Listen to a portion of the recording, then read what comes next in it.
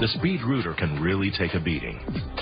Toughness begins with our exclusive Flexicor wire rope center cable that handles high torque loads without kinking or breaking. To give it that strength, we coil high-grade wire tightly around 49-strand wire rope, making an integral core that greatly increases. The power cable feed is a real labor saver.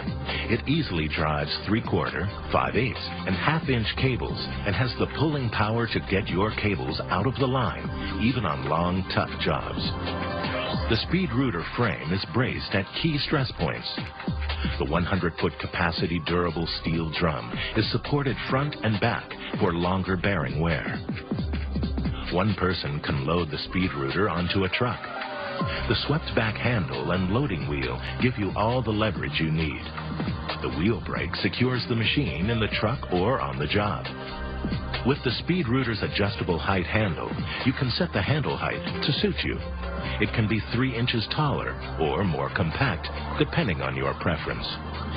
The machine also features big 10-inch roller-bearing wheels, V-belt stair climbers to help you on steps, and a see-through inner drum cage so you know how much cable you have left.